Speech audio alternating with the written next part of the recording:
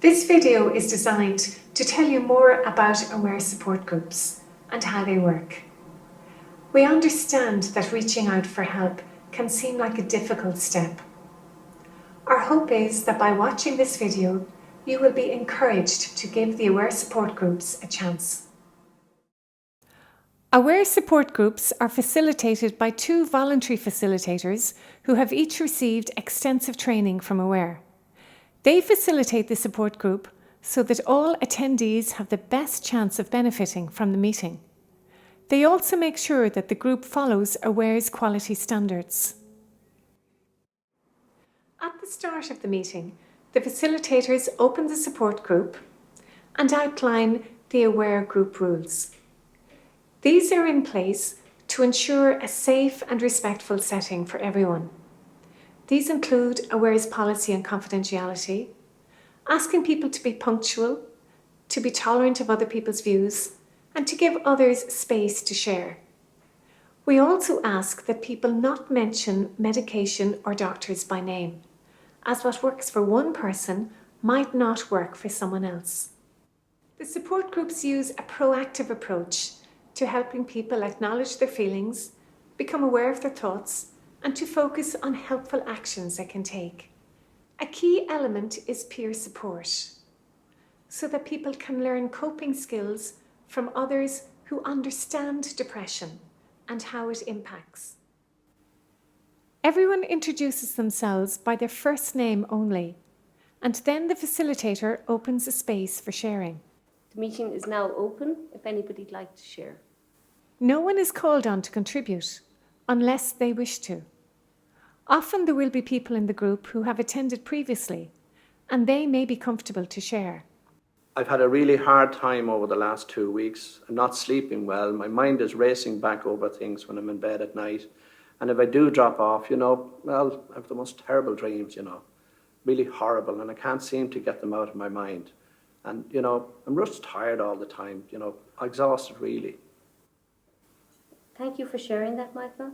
Depression can really impact your sleep and your energy levels.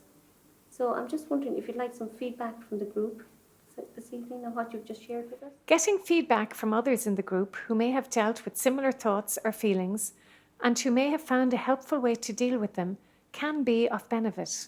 I can understand. I had a similar problem last year myself. I found it very difficult to sleep.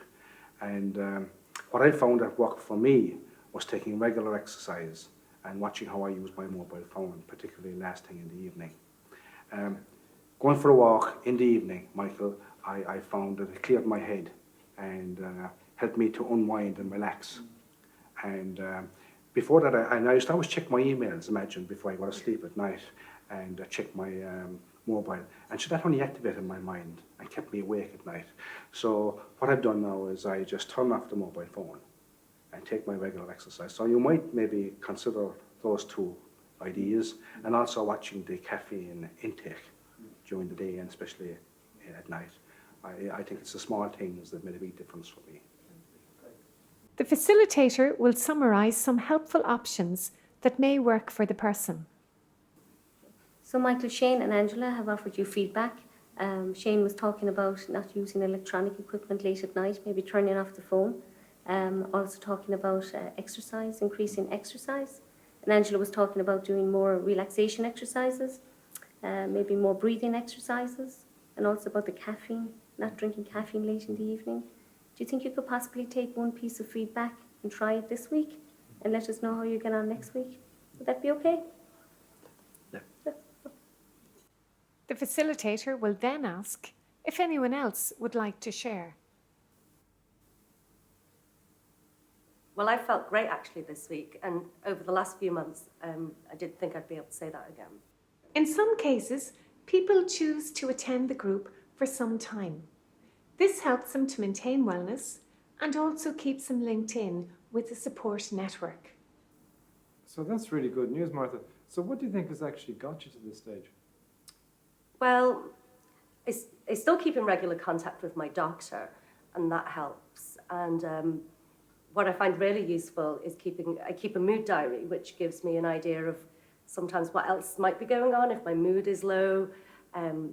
coming to these support groups really helps as well. And I come every Wednesday evening. What's really important to me actually is just a sense of routine. On a Saturday morning, I go for a walk, a really long walk, and I think the exercise is really helping me. And I try to do this every day as well, is just remember 3 good things that happened, that no matter how bad it might seem, rather than focusing on the negative things, to look at the okay moments that happened too. It looks like you've actually used an awful lot of the key skills that we've talked about over the last few weeks and actually implemented into your own life. So just wondering, has any of the other group used the...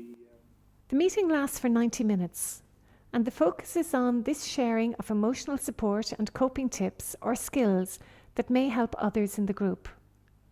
Many people find the support groups to be very helpful. At the end of the group, the facilitator suggests that each person might try to take away at least one helpful thing from what has been shared during the meeting. If you are experiencing depression, the Aware Support Group could be a helpful option for you. You will find details of the locations of these on the Aware website under the heading Support Groups. If there are none near you, remember that Aware has other services, such as the support line, the support email, and the life skills programs. Details of these are also available on the website. Thank you for watching.